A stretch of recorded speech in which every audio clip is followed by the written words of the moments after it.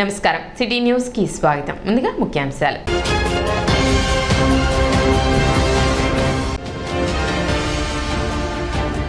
ఉచిత ఇసుక సరఫరాలో భాగంగా తెనాలి తహసీల్దార్ కార్యాలయంలో ఇసుక బుకింగ్ కౌంటర్ ఏర్పాటు చేసినట్లు వెల్లడించిన తహసీల్దార్ గోపాలకృష్ణ.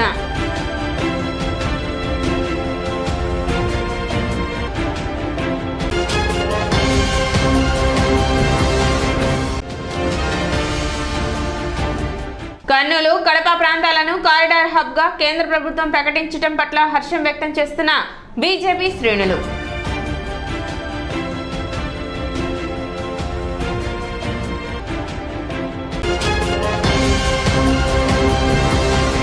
వినాయక చవితి పండుగను మంచి వాతావరణంలో జరుపుకోవాలని తహసీల్దార్ గోపాలకృష్ణ పేర్కొన్నారు.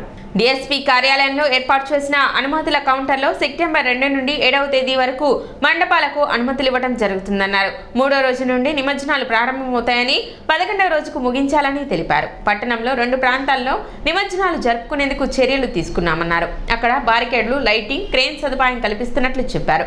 మండపాల నిర్వాహకులు ప్రభుత్వ నిబంధనలకు లోబడి ఉండాలని సూచించారు. ఎవరైనా నిబంధనలు అతిక్రమిస్తే చట్టపరమైన చర్యలు తీసుకోవడం జరుగుతుందని హెచ్చరించారు. రేపు వచ్చే నెల 7వ తారీఖున వినాయక చవితి పండుగ సందర్భంగా ఇప్పటికే మేము డిఎస్పీ గారు, మున్సిపల్ కమిషనర్ గారు, అట్లాగే ఇరిగేషన్, వివిధ శాఖల అధికారులతో కోఆర్డినేషన్ కమిటీ మీటింగ్ అరేంజ్ చేసుకున్నాం. గౌరవ మంత్రివర్యులు గారు సింగిల్ విండో పద్ధతిన అందరికీ అనుమతులు ఇవ్వాలని మాకు ఆదేశాలు ఇచ్చారు. అందులో భాగంగా రేపు 2వ తారీఖు నుంచి డిఎస్పీ గారి కార్యాలయంలో ఒక కౌంటర్ ఓపెన్ చేస్తాం. అందులో అన్ని శాఖల అధికారులు అక్కడే ఉంటారు. ఏవైతే రిక్విజిట్ చలానాలు కానివ్వండి, అప్లికేషన్లు కానివ్వండి, అక్కడే మిమ్మల్ని గైడ్ చేసి అనుమతులు కూడా 24 గంటల్లో వచ్చేలాగా చూస్తాం. అయితే 7వ తారీఖు తర్వాత అంటే 3వ రోజు నుంచి అట్లా నిమజ్జనం అయ్యి ఉంటాయని చెప్పారు. ఆ నిమజ్జనం చేసేటప్పుడు కూడా ఈ కొంచెం క్రమ పద్ధతిలో పాటించాలి, ఎటువంటి ఇబ్బందులు లేకుండా చూడాలి. పండుగ వాతావరణం చాలా చక్కగా ఉండాలి, మన తెనాలికి మంచి పేరు ఉండాలి. మట్టి విగ్రహాలని మాత్రమే వాడండి, పర్యావరణాన్ని పరిరక్షించాల్సిన బాధ్యత మనందరి మీద ఉంది. అట్లాగే నాకు గతంలో ఉన్న అనుభవంతో చూస్తే వినాయక చవితి పందిళ్లలో పోటాపోటీలుగా గొడవలు పడి వివాదాలు సృష్టించి లా అండ్ ఆర్డర్ ప్రాబ్లమ్స్ వచ్చిన సందర్భాలు నాకు తెలుసు. అలాంటి వాటికి ఎవరు అవకాశం ఇవ్వకండి. మనం పండుగ అంటే భక్తితో జరుపుకునేదే కానీ చుట్టుపక్కల వాళ్ళని భయభ్రాంతులకు గురి చేసేది కాదు. మీరందరూ సహకరిస్తేనే పండుగ వాతావరణం తెనాల్లో బాగా జరుగుతుంది. ఎక్కడికక్కడ నెసరీ అరేంజ్మెంట్స్ అన్నీ కూడా పోలీసు వారు, డిఎస్పీ గారి ఆధ్వర్యంలో చక్కగా చేస్తున్నారు. మేము కూడా రాబోయే రోజుల్లో ఒక 1 or 2 డేస్లోనే ఎక్కడైతే మాకు ఇప్పటికే ఇంటెలిజెన్స్ సమాచారం ఉంది, ఎక్కడెక్కడైతే సమస్యలు వచ్చాయో ఆ ఏరియాలో కూడా నేను, పోలీసు వారు మేమందరం కలిసి ఒక కోఆర్డినేషన్ మీటింగ్ లాగా పెట్టి ప్రజల మధ్య కూడా వచ్చి వివాదపడద్దు అని చెప్పడం మా ఉద్దేశం. ఏదున్నా మేము కోఆపరేట్ చేస్తాం, మీరు కూడా మాకు ప్రజలు కూడా సహకారం అందిస్తే తెనాలికి పండుగ శోభని చక్కగా మీ అందరి సహకారంతో తీసుకొద్దాం. Thank you. తెలుగు భాషోద్యమ సమితి నిర్వహణలో గురువారం పురపాలక బాలుర ఉన్నత పాఠశాలలో తెలుగు భాషోద్యమ దినోత్సవాన్ని నిర్వహించారు. వ్యవహారిక భాషా పితామహుడు శ్రీ గిడుగు రామ్మూర్తి జయంతిని తెలుగు భాషా దినోత్సవంగా జరుపుకుంటున్నామని సమితి అధ్యక్షులు సాయి లక్కరాజు పేర్కొన్నారు. పాఠశాల ప్రధానోపాధ్యాయులు మౌలాబీ సాయి లక్కరాజు గిడుగు చిత్రపటానికి పూలమాలలు వేసి నివాళులు అర్పించి రామ్మూర్తి తెలుగు భాషకు చేసిన సేవలను కొనియాడారు. 1863 ఆగస్టు 29న జన్మించిన గిడుగు స్వరభాషపై పట్టు సాధించి ఆలయాలలో ఉన్న లిపి దేవతలు వ్రాసినది కాదని మానవులు రాసిందేనని నిరూపించారు. 1919లో తెలుగు అనే పత్రికను స్థాపించి తెలుగు భాషాభివృద్ధికి ఎనలేని కృషి చేశారని, ప్రతి ఒక్కరికి అర్థమయ్యే రీతిలో తెలుగు భాషను తీర్చిదిద్దారని వక్తలు పేర్కొన్నారు. సాయి లక్కరాజు ప్రసంగిస్తూ ప్రభుత్వ కార్యాలయాల్లో తెలుగులోనే లావాదేవీలు జరపాలని, ప్రభుత్వ ఉత్తర్వులు తెలుగులోనే ఉండాలని, ప్రాథమిక విద్య తెలుగులోనే ఉండాలని, సచివాలయంలోని తెలుగు భాష వికాసానికి ప్రత్యేక విభాగం ఏర్పాటు చేయాలని ప్రభుత్వాన్ని కోరుతామన్నారు. ఆంగ్ల భాషపై వ్యతిరేకత ఎంత తప్పో తెలుగువారు తెలుగును మర్చిపోవడం అంతే తప్పని ప్రధానోపాధ్యాయురాలు మౌలాబీ అన్నారు. తెలుగు భాషా పురస్కారాన్ని రావి సాంబయ్య పాఠశాల ఉపాధ్యాయురాలు కోడెల పద్మను, సమితి అధ్యక్షులు సాయి లక్కరాజు, ప్రధానోపాధ్యాయురాలు మౌలాబీ పూలమాలలతో జ్ఞాపికతో సత్కరించారు. తనకు జరిగిన సన్మానానికి పద్మ స్పందిస్తూ తెలుగు భాష దినోత్సవ సందర్భంగా తనను సత్కరించడం సంతోషంగా ఉందని తెలిపారు. సభకు విచ్చేసిన అతిథులు, సిబ్బంది, విద్యార్థులచే తెలుగులోనే మాట్లాడతానని, సాటి వారిని తెలుగులోనే మాట్లాడేలా ప్రోత్సహిస్తామని, సంతకాలు తెలుగులోనే చేస్తామని సాయిలక్కరాజు ప్రమాణం చేయించారు. సురేష్ వందన సమర్పణ చేశారు. ఈ కార్యక్రమంలో కళ్యాణి, రవీంద్ర, పాఠశాల ఉపాధ్యాయులు పాల్గొన్నారు. స్వరలయలతోడ స్ఫూర్తి నింపుచుండే స్వరలయలతోడ స్ఫూర్తి నింపుచుండే రాగకాలములు రవళింపవల్లవి త్యాగయ్య కృతికి కీర్తనము సేయు త్యాగయ్య కృతికి కీర్తనము సేయు. మనం గమనిస్తే వారు తెనాలి పట్టణంలో వాసవి కన్యకా పరమేశ్వరి దేవస్థానంలో అనేక సంగీత సాహిత్య కార్యక్రమాలు ఏర్పాటు చేస్తుంటారు, అవధానాలు కూడా. తర్వాత తెనాలి తేజమై తేనెలొలుకుచుండే తెనాలి తేజమై తేనెలొలుకుచుండే తెలుగు భాషకు తేనెలలుగులెత్త తెలుగు భాషకు తేనెలలుగులెత్త. 2005లో తెలుగు భాషోత్సవ సమితి అనే ఒక సంస్థను స్థాపించాము. గత 20 ఏళ్లుగా అప్రతిరహితంగా తెలుగు భాష గురించి కృషి చేస్తున్నాము. అయితే ఈ దిశగా చేసే ప్రయాణంలో మాకు ఎన్నో ఒడిదుడుకులు ఎదురైనాయి. ఉదాహరణకు తెలుగులోనే పత్రాలు విడుదల చేయాలని మేము పోరాడినప్పుడు కొన్ని అవాంతరాలు ఎదుర్కోవడం కూడా జరిగింది. అయినప్పటికీ కూడా గత ప్రభుత్వంలో అనేకమైన ప్రశంసలు ఈ తెలుగు దిశగా జరిగినాయి. తెలుగులో కృష్ణ శతకం, వేమన శతకం, సుమతి శతకం, భాస్కర్ శతకాలు అచ్చువేసి విద్యార్థులకు అందజేసి పోటీ పరీక్షలు నిర్వహించి విద్యార్థులకు తెలుగు పట్ల అవగాహన కల్పించే ప్రయత్నం చేశాము. అలాగే 2 నిమిషాలు సమయం ఇచ్చి ఆ 2 నిమిషాల్లో ఆంగ్ల పదం లేకుండా తెలుగులో మాట్లాడని పోటీలు నిర్వహించాము. ఇది కాకుండా ప్రతి సంవత్సరము తెలుగు కోసం కృషి చేస్తున్నట్టు వారిని గుర్తించి వారికి చిరు సత్కారం అందజేస్తున్నాము. ఈ నేపథ్యంలో భాగంగా ఈ రోజున గిడుగు రామూర్తి జన్మదినాన తెలుగు భాషా దినోత్సవ సందర్భంగా తెలుగు భాషోత్సవ సమితి పూడెల పద్మ గారిని ఇక్కడ ఉపాధ్యాయుని గారు వారి సత్కరించిన సద్భాగ్యం కలిగింది మాకు. మన తెలుగు భాషోద్యమ సమితి తరపున లక్కరాజు సాయి గారు ఇక్కడ ఉండేటువంటి భాషోపాధ్యాయులందరినీ కూడా ఈ విధంగా గౌరవించారని చెప్పి నేను భావిస్తున్నాను. అందరి తరపున, మన పాఠశాల అందరి తరపున కూడా సాయి గారికి మరొకసారి కృతజ్ఞతలు తెలియజేసుకుంటున్నాను. భారతదేశంలో ఆంధ్రప్రదేశ్కి ప్రత్యేక స్థానం కల్పిస్తూ కేంద్ర ప్రభుత్వం నిధులు కేటాయించడం సంతోషదాయకమని తెనాలి పట్టణ బీజేపీ అధ్యక్షులు అడపా సంపత్రాయుడు పేర్కొన్నారు. ఆంధ్రాకి వరమైన పోలవరం ప్రాజెక్టు కోసం 12,000 కోట్లు ప్రకటించడంతో పాటు 2027 నాటికి సంపూర్ణం అవటానికి పూర్తి సహకారం అందిస్తామని ప్రధాని నరేంద్ర మోదీ ప్రకటించడం, దానికి ముఖ్యమంత్రి చంద్రబాబు నాయుడు హర్షం తెలపడం శుభపరిణామమని సంపత్రాయుడు పేర్కొన్నారు. అదేవిధంగా రాయలసీమని రత్నాలసీమగా మార్చేందుకు కడప, కర్నూలును పారిశ్రామిక హబ్లుగా కేంద్రం ప్రకటించడం ముదావాహం అన్నారు. యువతకు ఉపాధి కల్పించడంతో పాటు ఆ పని చేసి చూపడంలో బీజేపీ ముందున్నదని చెప్పారు. ఆంధ్రప్రదేశ్లోని ప్రతి ప్రాంతం సస్యశ్యామలం అవ్వాలని, ప్రతి ఒక్కరికి ఉపాధి కలగాలని, దేశంలో ఆంధ్రప్రదేశ్ అగ్రగామిగా ఉండాలన్న కృషికి బీజేపీ పూర్తి సహకారం అందిస్తుందని సంపత్రాయుడు పేర్కొన్నారు. భారతదేశంలో ఆంధ్రప్రదేశ్కి ప్రత్యేక స్థానాన్ని ఇస్తూ కేంద్ర ప్రభుత్వం నిధులు మంజూరు చేయడం చాలా సంతోషదాయకం. ఆంధ్రాకు వరమైన పోలవరం ప్రాజెక్టు కోసం 12,000 కోట్ల రూపాయలు నిధులు ఇవ్వడంతో పాటు రేపటి 2027 కల్లా మొత్తం సంపూర్ణంగా అవడానికి సంపూర్ణ సహకారాలు అందిస్తానని ప్రధానమంత్రి గారు చెప్పడం, దానికి రాష్ట్ర ముఖ్యమంత్రి గారు చంద్రబాబు నాయుడు గారు కూడా హర్షం వ్యక్తపరచడం చాలా సంతోషదాయ పరిణామం. అదేవిధంగా రాయలసీమని రత్నాలసీమగా మార్చేందుకు ప్రాచుర్యం కలిగిన ప్రాజెక్టులు 2 ఇవ్వడం జరుగుతుంది. దాంట్లో లక్షలాది ఉపాధి కలిపే అవకాశం ఉంది. ఎందుకంటే పెద్ద పెద్ద కారిడార్స్లో మంచి ఇండస్ట్రీస్ 1 కాదు 2 కాదు దాదాపుగా 14-15 ఇండస్ట్రీస్ని పెట్టడానికి అనువైన వాతావరణాన్ని సృష్టించడం కేంద్రంలో ప్రభుత్వం తీసుకోవడం చాలా ముదాహం.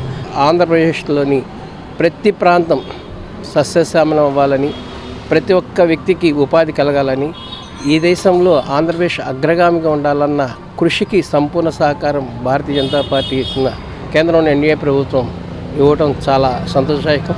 పెదవడ్లపూడి గ్రామంలోని సాయిబాబా ఆలయాన్ని ప్రముఖ సినీ నటుడు మురళీమోహన్ దర్శించుకున్నారు. ఆలయంలో ప్రత్యేక పూజలు నిర్వహించారు. గురువారం నాడు బాబావారిని దర్శించుకోవడం సంతోషంగా ఉందన్నారు.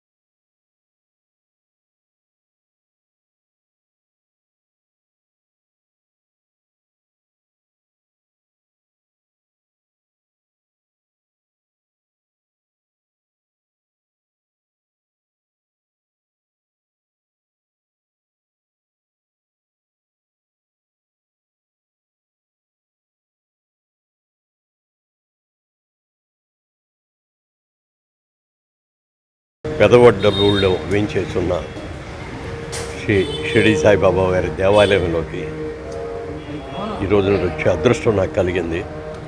పైగా ముఖ్యంగా గురువారం రోజున ఇక్కడికి రాగలటం మా పాతూరు నాగభూషణ్ గారు ఎప్పటి నుంచో మీరు ఇక్కడికి రావాలండి, చూడాలి, మా గోశాల రావాలండి అని చెప్పి అనేక పర్యాయాలు చెప్పినా అది మనం సంకల్పించిన దైవం కూడా సంకల్పించాలి కాబట్టి ఆ సంకల్పం ఇవాళ జరిగింది.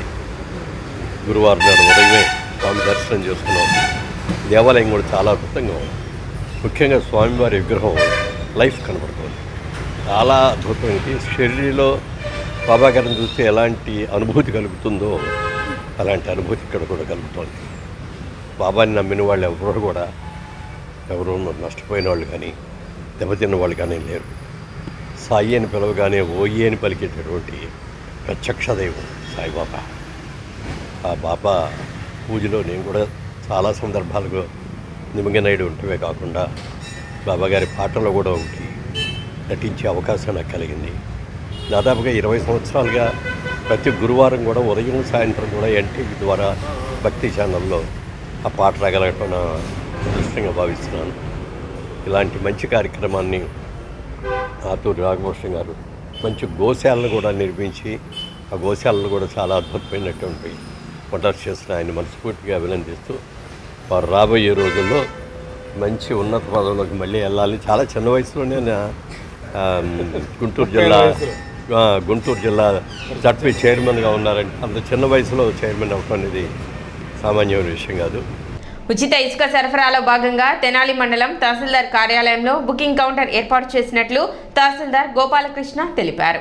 నిన్నటి వరకు గుంటూరు ఆర్డీఓ కార్యాలయం, తాడేపల్లి, మంగళగిరి తహసీల్దార్ కార్యాలయాల్లో ఇసుక బుకింగ్ కౌంటర్స్ ఉండేవని, అక్కడ ఇసుక బుక్ చేసుకుని తాళాయపాలెం లేవులో ఇసుక తీసుకొచ్చుకునేవారని, అక్కడకు వెళ్లి ఇసుక తెచ్చుకునే వారికి ఇబ్బందికరంగానూ ఆలస్యం అవుతున్న నేపథ్యంలో జాయింట్ కలెక్టర్ నిర్ణయం మేరకు జిల్లా హెడ్ క్వార్టర్తో పాటుగా నియోజకవర్గ హెడ్ క్వార్టర్ పరిధిలో ఇసుక బుకింగ్ విధానాన్ని తీసుకొచ్చారని, అందులో భాగంగా తహసీల్దార్కు లాగిన్ ఇవ్వడం జరిగిందని, ఈ నేపథ్యంలో తెనాలి తహసీల్దార్ కార్యాలయంలో ఇసుక బుకింగ్ కౌంటర్ ఏర్పాటు చేసినట్లు తహసీల్దార్ గోపాలకృష్ణ వెల్లడించారు. ఇసుక అవసరమైన వారు ఆధార్ కార్డు తీసుకొచ్చి స్లాట్ బుక్ చేసుకోవాలని సూచించారు. ఇసుక సరఫరాలో ఆలస్యం జరగకుండా ఉండేందుకు ఉన్నతాధికారులు ఈ అవకాశం కల్పించడం జరిగిందని, ప్రజలు దీనిని సద్వినియోగం చేసుకోవాలని తహసీల్దార్ గోపాలకృష్ణ సూచించారు.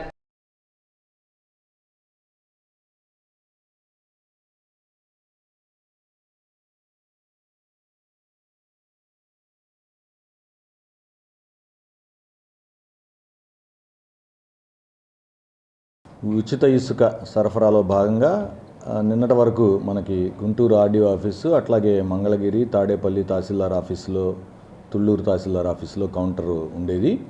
అక్కడ బుకింగ్ చేసుకొని అక్కడ నుంచి తాళాయపాలెం రేవులోంచి ఇసుక తీసుకొచ్చుకునేవాళ్ళు.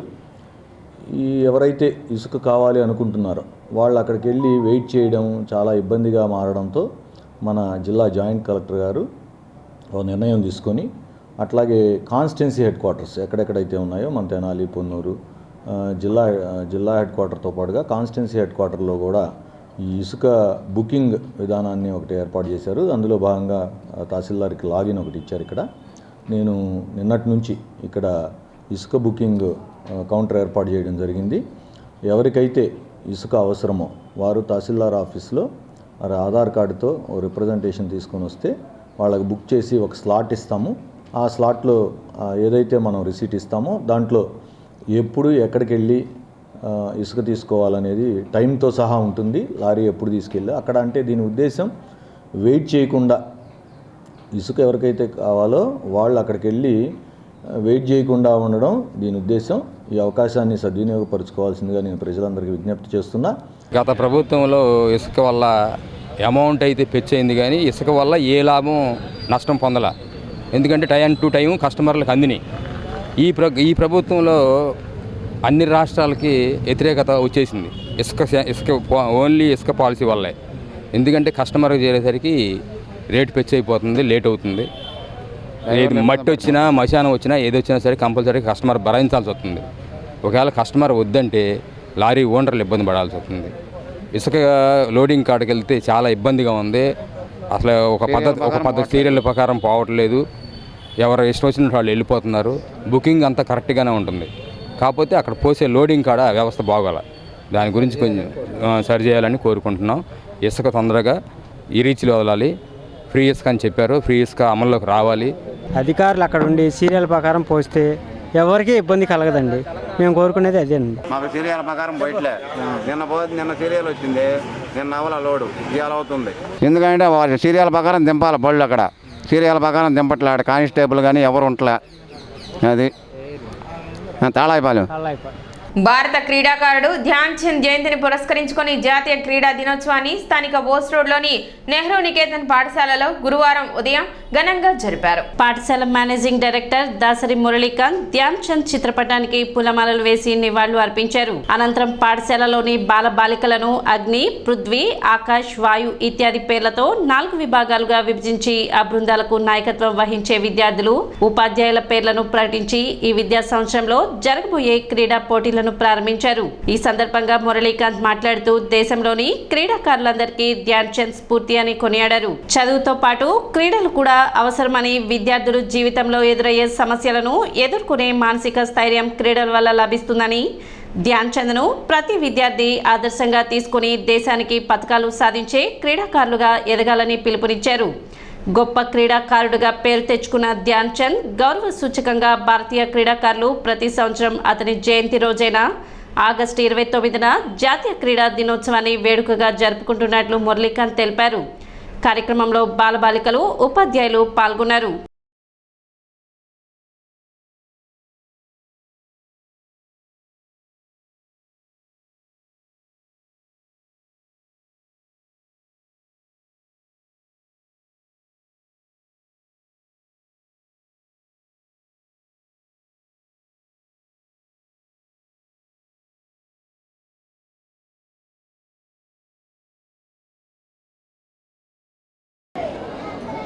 So, ivi mana Nehru Niketanlo, every one of you know that we have our regular PET classes, and apart from that, oka sportive spirit students lo develop cheyali.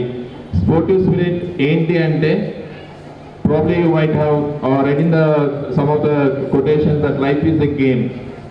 We need to play it. So, life anedi throughout the journey, there will be the ups and downs, which we call as a win or lose in a game.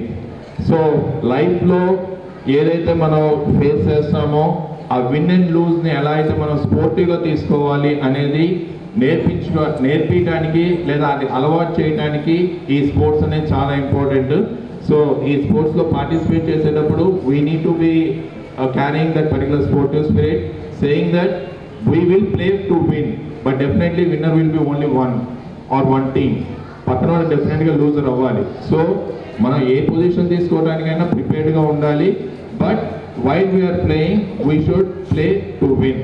So లైఫ్లో కూడా ఏంటి అంటే మనం చాలా goals పెట్టుకుంటాం, hopes పెట్టుకుంటాం. Sometimes అందులో ఒక 10 గోల్స్ పెట్టుకున్నప్పుడు ఒక 8 సక్సీడ్ అవుతాము, ఒక 2 సక్సెస్ అవ్వలేకపోవచ్చు. సో ఆ సక్సెస్ అవ్వని వాటిని చూసుకొని మనం డిస్కరేజ్ అవ్వడం కాకుండా మనం సక్సెస్ అయిన వాటిల్లో చూసుకొని వాటిని ఒక పాజిటివ్ మోటివేషన్గా తీసుకొని ముందుకు వెళ్ళాలి. Your celebration opening ceremony of intramurals games and sports and extramurals and intramurals both are different. And extramurals means competitions will be between different schools. Intramurals means competitions between different houses of our same school. You celebrate it on every 4th Saturday. Next, best players will be selected for zonal level and district level. How can we conduct those events? Those are games and sports. First Kho-Kho, second volleyball, kabaddi, cricket, handball and throwball.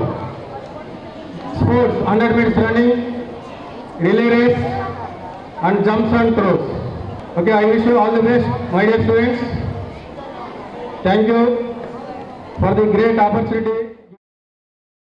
Rotary club Tenali Vaikunthapuram ఆధ్వర్యంలో చిన్నావూరు ప్రభుత్వ ITI కళాశాల ప్రాంగణం నందు మొక్కలు నాటే కార్యక్రమం చేపట్టారు. పర్యావరణ పరిరక్షణలో భాగంగా పచ్చని చెట్లు నాటి కాలుష్య నివారణకు సహాయపడే విధంగా ఈ కార్యక్రమం నిర్వహించడం జరిగిందని క్లబ్ సభ్యులు తెలిపారు. కార్యక్రమంలో క్లబ్ అధ్యక్షులు ఈదర శ్రీనివాసరావు, కార్యదర్శి దేవజన మురళీకృష్ణ, ఈదర వెంకట పూర్ణచంద్, కన్నెగంటి మురళీకృష్ణ, చేతన్ రాజ్ కొటారి, ప్రిన్సిపల్ రావి చిన్న వెంకటేశ్వర్లు, పావులూరి రాంబాబు, జీవి నారాయణ, ఉపేంద్ర, జాన్ కిడ్స్, రాజేంద్ర ప్రసాద్, కళాశాల అధ్యాపకులు, విద్యార్థులు పాల్గొన్నారు.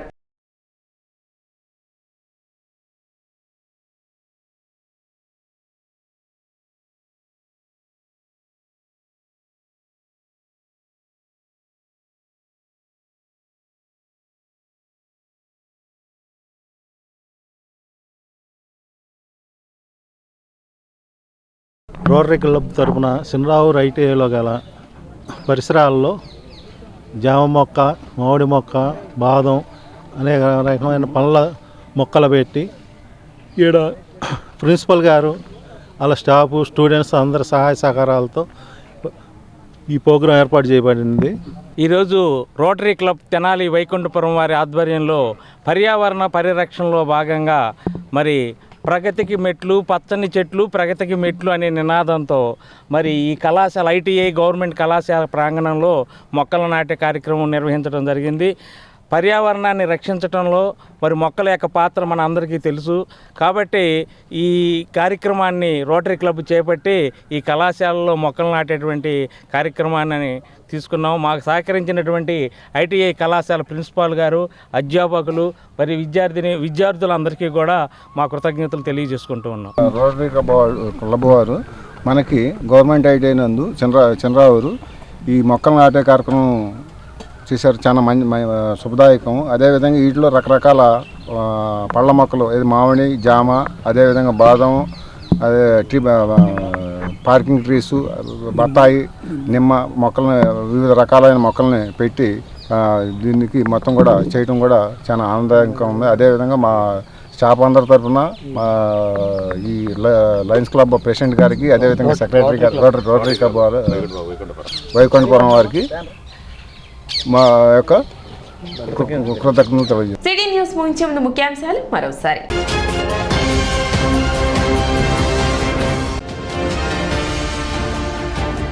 ఉచిత ఇసుక సరఫరాల్లో భాగంగా తెనాలి తహసీల్దార్ కార్యాలయంలో ఇసుక బుకింగ్ కౌంటర్ ఏర్పాటు చేసినట్లు వెల్లడించిన తహసీల్దార్ గోపాలకృష్ణ.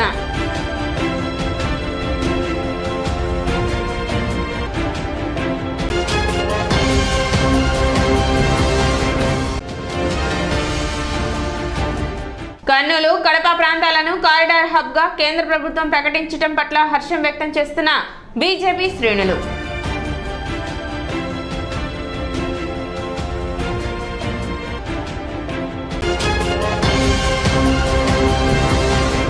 సిటీ న్యూస్ ఇంతటితో సమాప్తం. నమస్కారం.